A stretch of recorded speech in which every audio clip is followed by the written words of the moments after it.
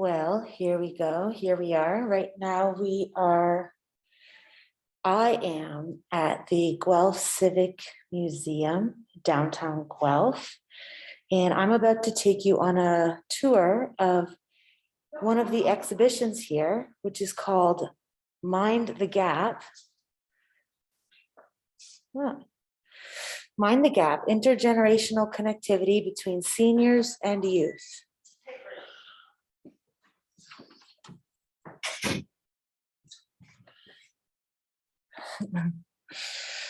All right, so this is the programming room at the Guelph Civic Museum. And I'm going to remove my mask because I'm the only one in here right now. And I think it'll be easier for the transcribing later and for people to be able to read my lips also. So here we have the program statement. And so Mind the Gap is a project that was conceptualized at Center 3 by Alex Jacobs Bloom and Colina Maxwell, and probably a few other brilliant people. But what I'm going to do is read the information on the wall. So, intergenerational connectivity between seniors and youth. Mind the Gap is an exhibition of artworks created by seniors and youths working with practicing artists in Hamilton and Guelph. Through co-creative art making, they aimed to decrease their isolation and to bridge their generational gaps. Centered in collaborative storytelling, multimedia installation, and experimental portraiture, artists Becky Katz, Shyler Sewell in Hamilton, and Don Matheson here in Guelph were each joined by community participants, Joanne and Janelle, Suad and Ren, and Judith and Shibomi. The seniors and youth met as strangers. Through virtual workshops, they learned to be attentive to each other's needs and to engage with curiosity, empathy, and affection. They developed new skills, shared their knowledge and interests, listened and reflected on their own and each other's identities, cultures, and belonging. This exhibition reflects how strangers became friends, barriers became opportunities, and digital meetings became physical artworks. And so, as you can see on the wall, there's the Center 3 logo, the Guelph Museum's logo, as well as the logo for Ontario Arts Council, who graciously funded the project. And then it has a little shout out. Thank you to Alex Jacobs Bloom, Ron Sue, Alex Borgazan, Colina Maxwell, and Arturo Jimenez of Center 3, lead artists Don Matheson, Becky Katz, Shyler Sewell, and community participants Joanne and Janelle, Suad and Ren, and Judith and Shibomi. So right now I'm going to take you through the exhibition and I'll try to explain it as best as I can. Starting with I'll start on this wall. I guess this is the north wall of the gallery space. And here is a still shot. I actually paused it. I shouldn't be touching the media, but I paused it so that I could show you from the beginning. There are 3 different components to this wall. And this wall is dedicated to the workshops that Don Matheson led with each pair. So there are 3 pairs of participants, and Don took each pair and led them through a series of very personal and intimate question, like an interview process that they asked each other. So I'm going to go ahead and read Don's bio. This is Don here as a little baby. So cute. So Don Matheson, about the artist. Don's art is about relationships. She is a Guelph-based multimedia artist with a socially engaged practice, specializing in video and audio art that is installed, broadcast, and performed in public spaces. Her work can be found at festivals, galleries, and museums, and in national publications and on broadcast stations, but lives best in forests, train stations, fountains, barns, and alleyways in your neighborhood. Through inclusive artistic practices, Dawn seeks to interrupt civic and social spaces with unexpected moments of beauty, curiosity, and joy. Her relational interventions hope to offer liberation from everyday suffering and to dismantle barriers between individuals by creating alternative stories that build compassion and kinship. Learn more about Dawn's work at thiswasnow.com. So there's her artist statement there. And then below that is a statement about the project. So like I said earlier, there's 3 components to Dawn's work. Sorry, the work that Dawn led with the 3 pairs of participants. The first one is called The Looking, which is 7 minutes. It's a looped projection. So that's why I paused it so that I could start it from the beginning. I have always been someone who stares impartially ever since I was little. I found out fast that this behavior can make people uncomfortable. I learned to look away or stare secretly when people weren't looking. Yet something enchanting can happen when a gaze is met with good intentions, care, and reciprocity. I wanted to investigate whether or not genuine connection can be cultivated in a very short period of time over Zoom with pairs who had not yet met, knew little to nothing about each other, and experienced quite a generation gap. I requested the pairs to sit in silence and stare into each other's eyes, digital eyes, for 2-minute sessions, 3 times throughout an hour and a half of a Zoom session. So I'm just going to situate the camera so that you can see the 7-minute piece. And I should mention that each of the pair, so the pair were comprised of 2 people, which is what a pair is, of an older adult, AKA a senior, and a younger adult, AKA a youth, hence the title Intergenerational Connectivity. And sorry about my hair.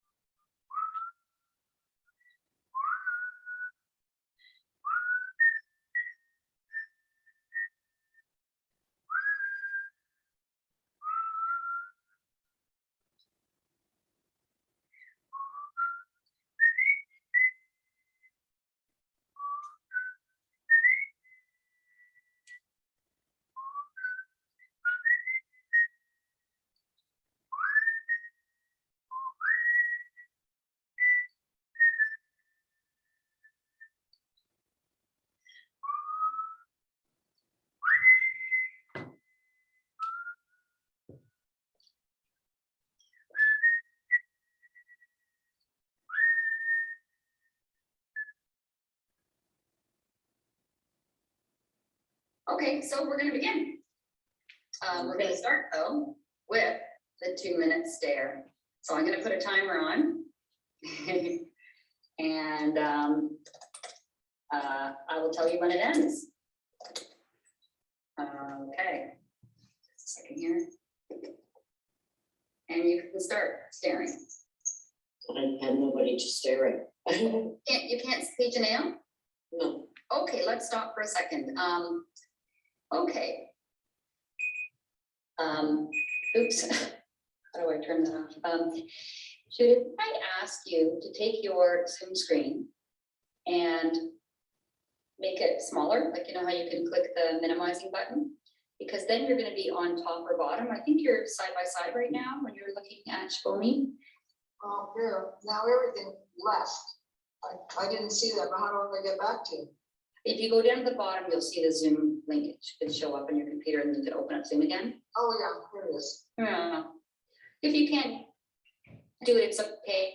I'm just trying to get Yeah, I your, was just trying to get, yeah. oh, I see it, but I pressed it. No. Join a live Zoom demo. No. Like that. But I can't see her. Okay. Maybe Becky knows the iPad. Do you need to just change it from speaker view to gallery view? And I'm not sure where you do that on the iPad. How to change speaker view to gallery view on. So the very first thing we're gonna do before we, sorry about my dog. The very first thing we're gonna do before we start the first question is I'm gonna ask you, and I'm gonna put a timer on, if you can simply stare at each other for 2 minutes in absolute silence. It might feel a bit weird, but we're gonna do this 3 times. Now it's totally wrong. Press home to open. Sheesh.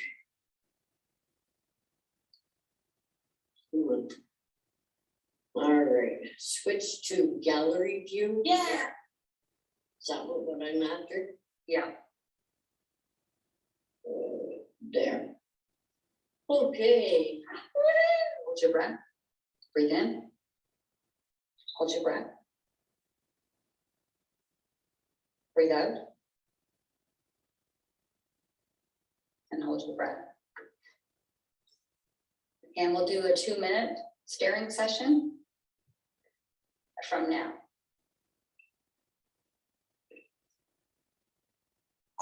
2 minutes staring now, looking at each other.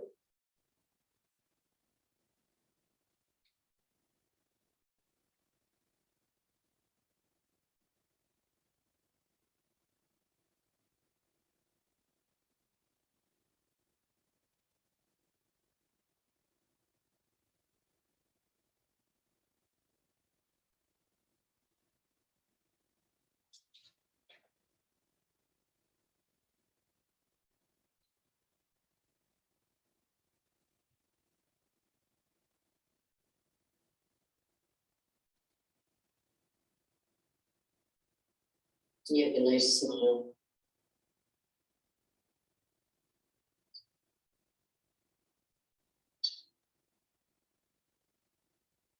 You have a dimple too. Right there.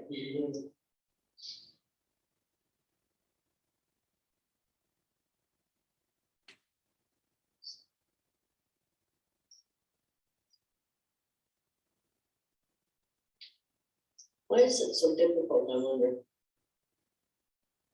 To stare somebody right in the face, right in the eyes.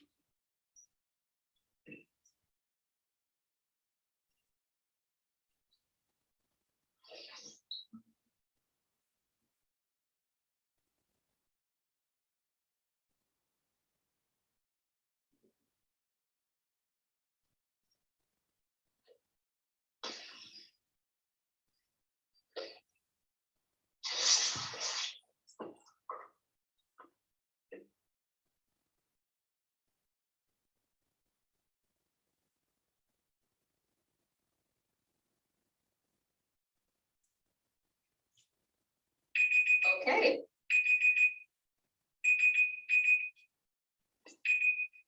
Okay.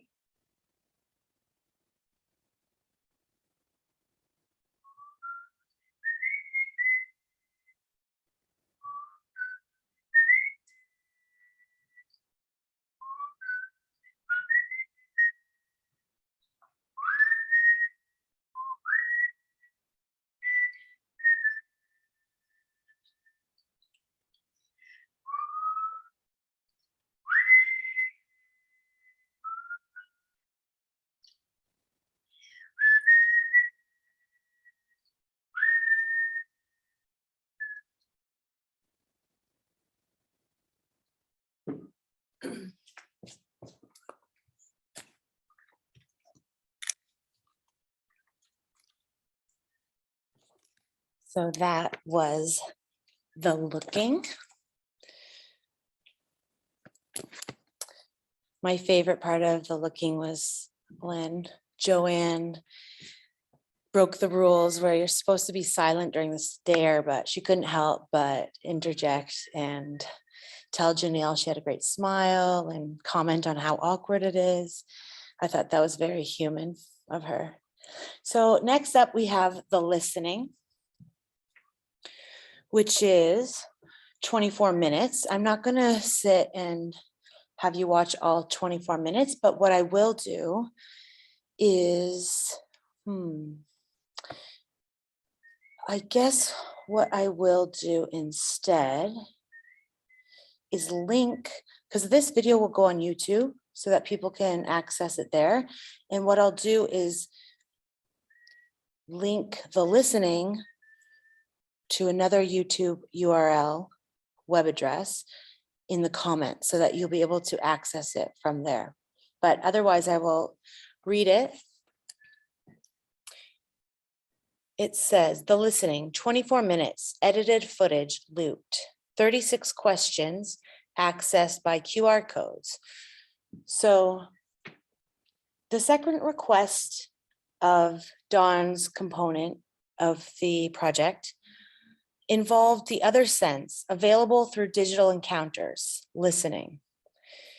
I decided to employ the 36 questions created by social psychologist Arthur Aaron in the 1990s, which were designed to generate closeness, even romantic love between two strangers. I thought it would be interesting to see how these questions worked in the digital setting of Zoom, with the goal to produce a genuine, reciprocal, intergenerational connection. Questions were sent to the participants through the chat function, each to be read aloud. The participants decided if they would answer and what they would share. Each respondent was asked to close their eyes when answering and to answer as honestly as they could. So I'll just give you a little flash. But as you can see here in the gallery, there's a monitor with two headsets available for people to sit and take it all in at once, but otherwise it looks like this. Don't mind the glare. And you can see that Janelle's closing her eyes because she's answering the question. And then over here we have the adapted 36 questions. So each of the pair were asked 36 questions, and each of these QR codes will take you to a YouTube link that has one of the pair answering the question. So for example, question number 1 is, given the choice of anyone in the world, who would you want as dinner guest? So maybe I'll just pull it up as an example on my phone. So I'm going to open my camera and then hover it over the QR code. And as you can see, a link at the top popped up. And I'll click it open. And it takes you to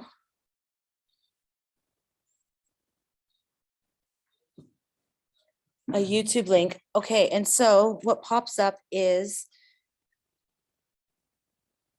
Shibomi and Judith Given the answering choice of answering anyone that in the question. world, who would you want as the dinner guest? And so if you're curious about how each pair answered the questions, then you can go through each of the QR codes and see who answered what or whose answers are featured on the YouTube link. And then over here, as an interactive component with gallery viewers, there are 2 chairs that face each other. I'm not sure if you can see with the backlighting, but there is some instructions, 2-way questions and answers between generations. So it says, we invite you to connect in a one-on-one engagement challenge. Pick from the 36 questions found in the basket and share your answers with a partner. create connection, trust, and friendship in under 10 minutes, even between strangers. So I'm going to just choose a question that I can answer for you, the viewer. What is your greatest accomplishment? Okay. I think that I don't know. These are tough questions. I would say that one of my greatest accomplishments is receiving an acting award in high school. I played the role of a goldfish in an adaptation of The Cat in the Hat. And I played the role of the goldfish, which in the book is a pretty minor role, but in the play that was adapted from the book, they beefed up the role quite some. And I acted as the goldfish, and I conquered my stage fright for that play. And I actually won 2 awards for performing as the goldfish. And I think that that is one of my greatest accomplishments, simply because I was crying right before I went on stage, and I was so scared. And I managed to persevere and push through. And sorry, there's some visitors coming in. I don't want to scare them away because the room's open. Oh, but I don't have my mask on. Put my mask on.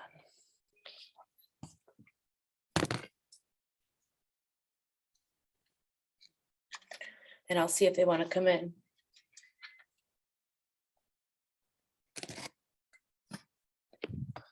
Let's check.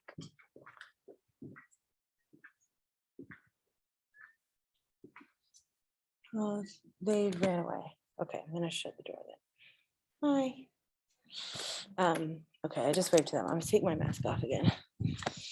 Okay, so anyway, that was my answer for that question. But as you can see, that's such a cute and intimate way to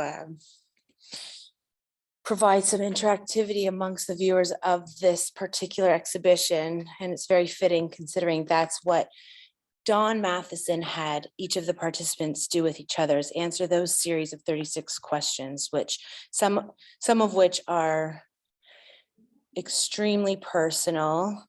And it really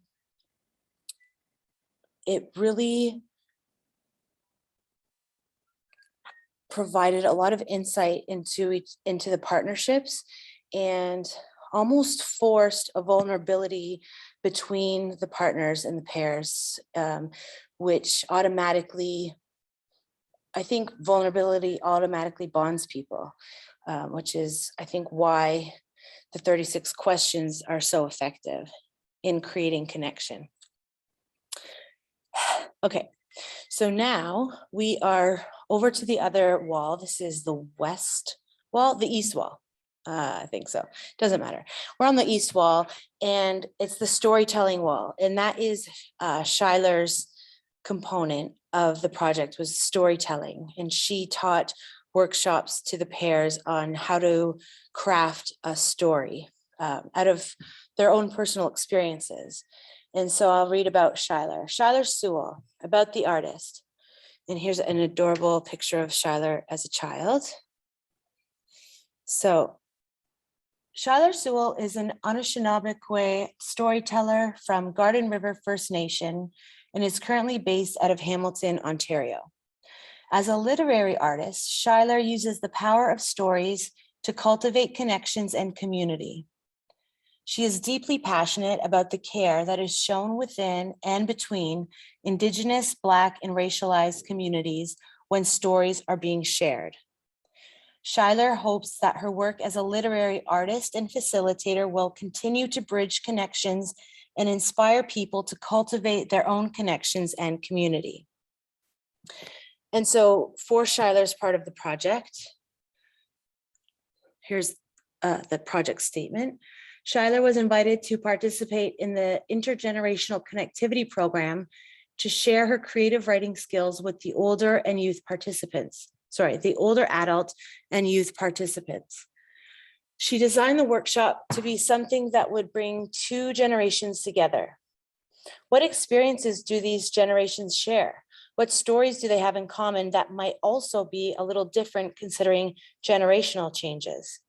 Throughout her workshop, Schuyler wanted to create a space for wisdom and knowledge sharing to occur. She wanted these participants who had not really known each other before to connect through storytelling. And so for this portion, we have two stories on display. One by Shibomi Jelani, who's one of the youth participants. And she worked with her partner Judith to create this story. It's Shibomi's story, but Judith helped her, I think, with the structure of it. And then this one is by Suad Badri, who is one of the older adult participants, and she was also supported by her younger partner, Ren. But right now I'm going to read my story by Shibomi Jelani. I wonder if I can read it backwards like this. I bet you probably not that good. I'll face it like this so you can read it at the same time as me. Okay. My mother decided to relocate from Nigeria to Canada in August of 2012. She began making inquiries about the process of immigrating to Canada. The immigration application process took about 18 months, and we arrived in Toronto on September 31st.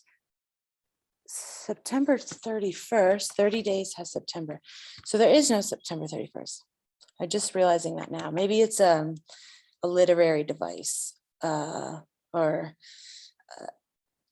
liberty that was taken by the artist, the writer. Okay, sorry to interrupt. I'm going to start over because that was not very respectful of me to interrupt the story. I apologize. Okay, my story by Shibomi Jelani.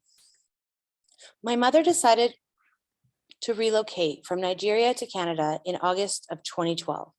She began making inquiries about the process of immigrating to Canada. The immigration application process took about 18 months, and we arrived in Toronto on September 31st, 2016.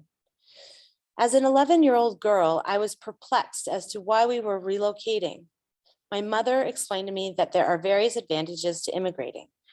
She emphasized that we were relocating for educational and social reasons.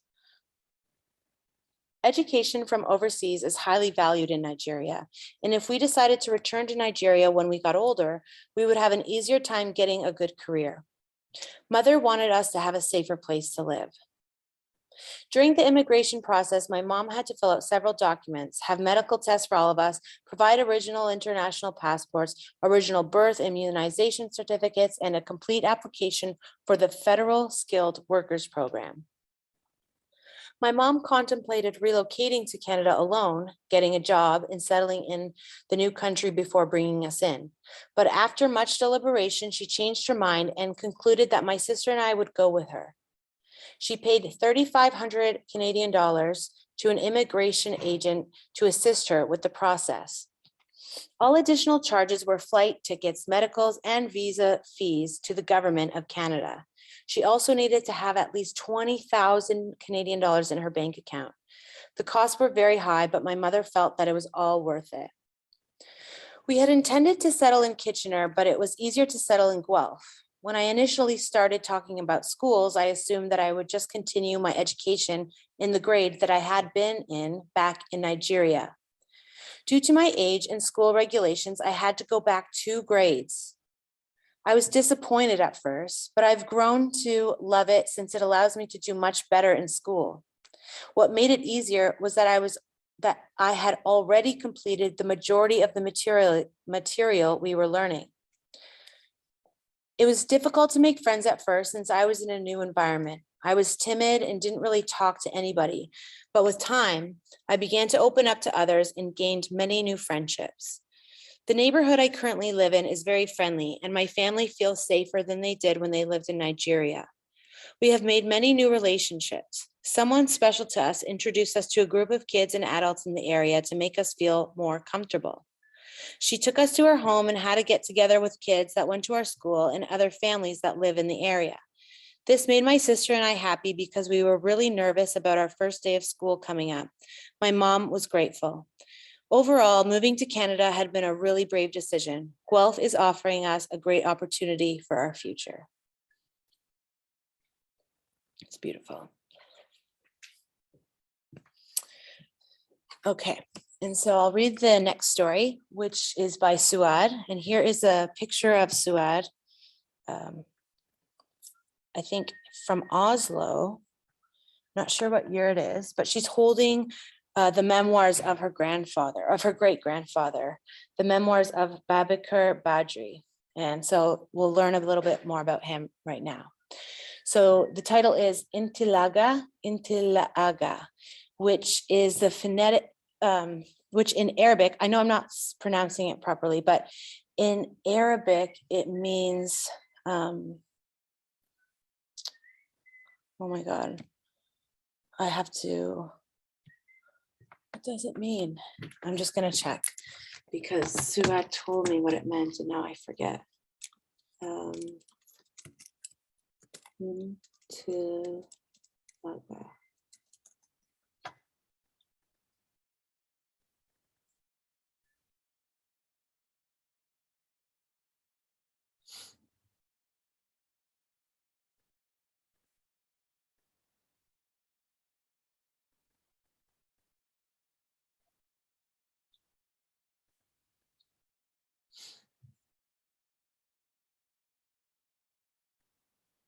Oh, the stride.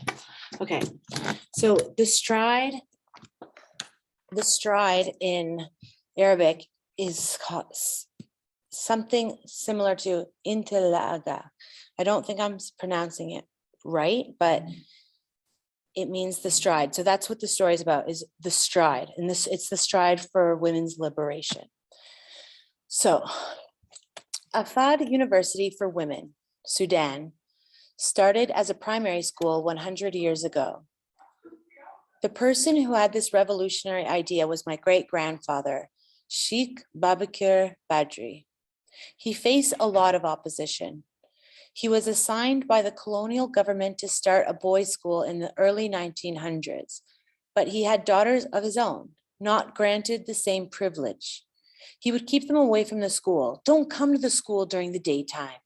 But he would allow them to come to the school after the boys left. And they would be looking at the ad hoc educational aids because it was early on and the education then was not as solidly built as it is now. So they would create things like painted pumpkins to look like a globe instead of having notebooks. They would have a rectangular piece of slate that they could write on. So his young girls were very curious looking at those things, the leather balls they played football with, the globes they used for geography classes. The father feels pain because he knows his daughters are kept from school and that the system doesn't allow them to be educated. He went and asked the British officer who represented the local authority that gives licenses to schools.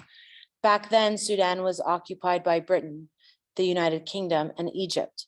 So the officer in charge was British. And when Sheikh Babakar Badri asked the British officer if they can have a school for girls, he said, "No, I don't have the authority. And there's no such policy for that.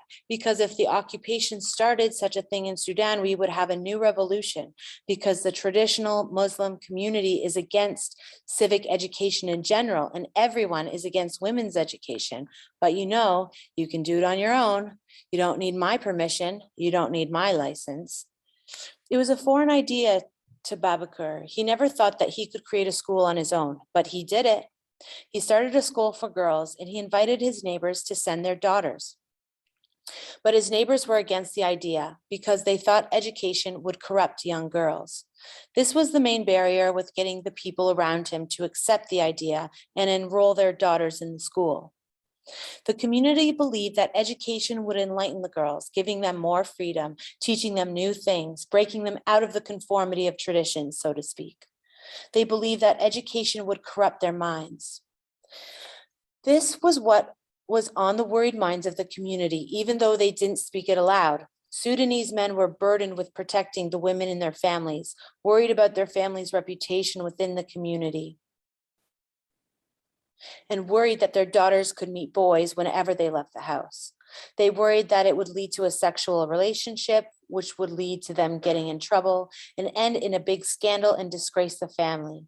This would be a big problem if their daughters got pregnant out of wedlock, and they were certain that sending their daughters to school would lead to that happening.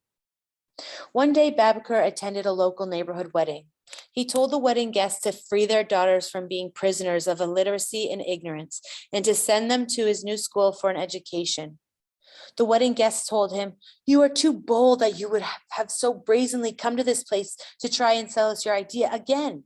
We don't want your idea. We hate your idea. So why did you come here and visit? We don't want our girls to go to your school." They were aggressive when they said they wanted him and his progressive idea out of the community. The guests attacked him and even tried to kill him. "Okay, wait, stop," Babakar Badri pleaded. "Listen to what I'm telling you. Just listen to my idea." He was quite precocious when, as he explained, "Hey guys, let's have a discussion. If you're worried about your daughters meeting boys and getting pregnant, let me tell you how women actually meet guys. Women who are not educated will send someone to arrange for the rendezvous, a neighbor, a friend, or a brother. But an educated woman would send the guy a letter directly. The difference is that the messenger would gossip to everyone that your daughter is meeting someone, whereas a discreet letter will just stay between the two lovers, so no one would know. Which way would you prefer?" He was clever and able to understand their way of thinking, getting into their ignorant and hypocritical minds. "Don't worry, an educated woman is better for your reputation." He knew that they were standing in the way of the welfare of their daughters, and because he is a good thinker, he was able to speak to them in the language they could understand. "Oh, you know, he's right. This is very good to know," they said, and they quit attacking him. The community realized they were wrong and soon sent their daughters to the school, coming to the realization that women are more than just their bodies. This man started a girls' school in Sudan, the first of its kind, and soon proved to his neighbors that educated women give back to the community. If you're interested in further learning on this, you can check out his memoir, which is the book that Suad is holding in this photograph. It's her great-grandfather, Sheikh Babakar Badri. And then below there is the information, references. Okay. So now we're on to the south wall, which is filled with the visual art component of the project, which is the series of workshops that I led with each pair. And so I'll go straight to my bio first. And this is me as a little one. And my bio says, Becky Katz, about the artist. Becky is a Hamilton-based artist, activist, experimental musician, and art education facilitator, community arts practitioner. Her practice cannot be pigeonholed.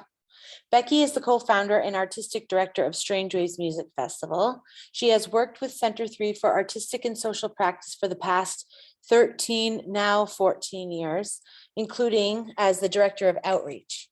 In 2018, I received the Hamilton Arts Award for Art Education and Community Art, which is actually, come to think of it, is the greatest accomplishment I have ever experienced. So I changed my answer from the basket question.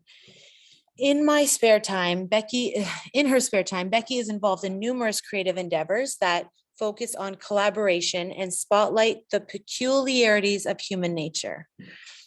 Through art creation, instruction, mentorship, and collaboration, Becky engages and connects with many diverse people in Hamilton and beyond to ensure that they know they all have a big role to play in their communities. And then about the project, so the project description or intention. At the beginning of the project, I asked each of the participants to answer a series of sensory-based dichotomic questions. For example, what's your favorite taste? What's your least favorite taste? Then I invited each participant to decorate an N95 face mask for their project partners and to send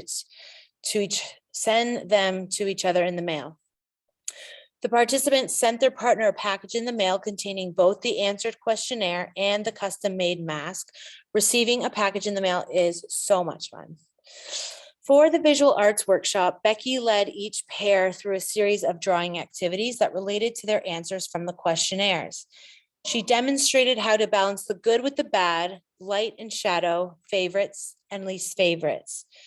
The good and the bad represent the nuanced complexities of what it means to be human. Through these explorations, the participants made portraits of each other, displayed here. So we'll start on this end. Actually, we'll start on this end. Okay, so these portraits were done by Shibomi and Judith, which is them there as adorable little ones. And then this wall is filled with some of their preliminary work, their sketches and their studies of each other, blind contour drawings, as well as their portraits of each other that were done through symbols of their favorites and least favorite senses. So for example, their favorite senses and their least favorite senses. So this is done by Shibomi of Judith. So for example, Judith's least favorite smell is skunk. Least favorite emotion is sadness. Least favorite texture is cactus. On the other hand, her favorite smell is popcorn. Her favorite sound is music. What was about the salt? Maybe that's her favorite texture. And then down here, Judith did this portrait of Shibomi, and like Shibomi's, balances her favorites with her least favorites. That is supposed to be doo-doo. So I'm assuming that that's Shibomi's least favorite smell, whereas her favorite smell might be lilac.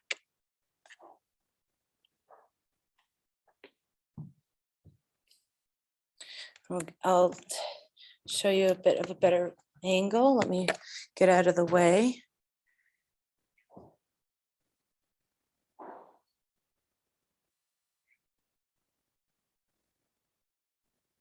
Okay, now moving on, we'll go to Joanne and Janelle's, and here they are as little ones. Joanne didn't have any younger pictures of herself, which I thought was interesting. She said her sister has them in British Columbia. And then there's Janelle holding an Alf doll, so cute. And here is their portraits of each other as well as their cats. So this is a portrait of Joanne done by Janelle. This is a portrait of Janelle done by Joanne. This is a portrait of Joanne's cat done by Janelle. This is a portrait of Janelle's cat done by Joanne. And they are positioned on the backdrop of a collaborative piece that they did together.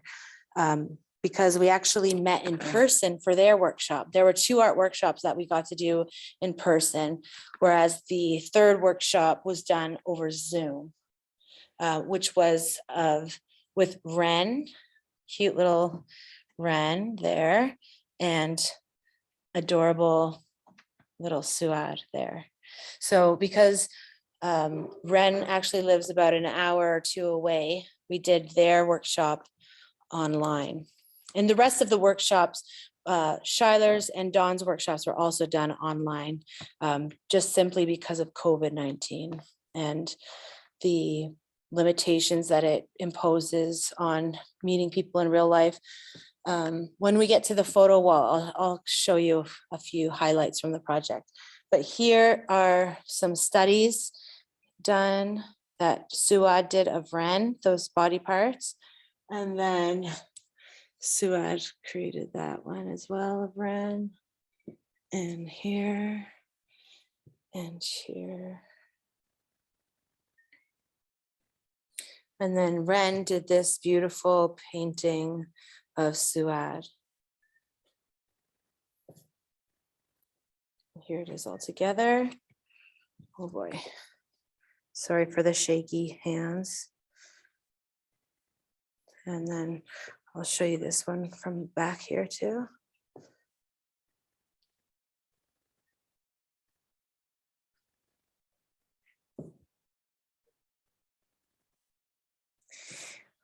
And now we'll go over to the photo wall to show you some highlights from the project. There's a lot of Zoom calls were done. But as you can see, so this one here is of Janelle and Joanne in the park. We got to create our artwork in real life, which was nice because they're both located in Hamilton. And then over here, came to Guelph for Judith and Shabomi to meet and also create their work in real life as well. And then here is Suad and Ren doing their art workshop over Zoom. And then here are some dissolved images of the videos that Dawn was putting together of the interview questions. Well, some more in-person activity, which was very thrilling to do at the time because of COVID restrictions. And here's some more Zoom calls. I love this one so much of Joanne lighting up a smoke during the 36 question interview. And then here are some more dissolves. And then more in person, which was really magical. And so backing up, you can see the picture wall, what it looks like all together. And then I'll just do a little pan of the room so you can see, get an idea of what the whole experience is like situated in the actual room itself, which is the programming room at the Guelph Civic Museum. So there's the door we came through. That's the hallway down there. Fire extinguisher. And so when you come into the room, and this is actually playing, I just turned it down so that you could hear me talking, but I'll turn it back up. Screen. This is what it is like when someone were to come in. So let's pretend. Let's go out and come back in. Okay, so starting over. Mind the gap. Intergenerational connectivity between seniors and youths. Here we go. So maybe I'll hold it like this. So programming room. It's okay. Hey, I'm just trying to get Oh, your. I just trying to get, yeah. Oh, I see it, but I pressed it. Oh. Well, how's it going? But I can't see her. Okay. Maybe Becky knows the iPad. Do you need to just change it from speaker view to gallery view? I'm not sure where you do that on the iPad.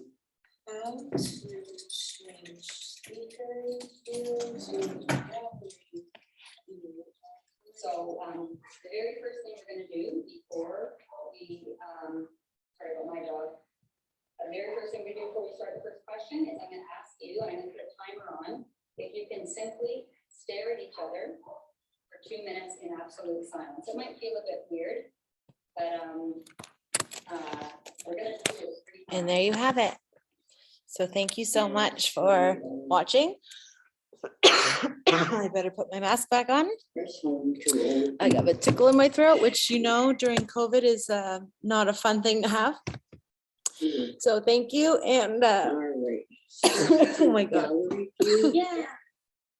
And I hope to see you again soon. So sorry. There. Okay. Hold your breath. Breathe I'm in. gonna stop recording.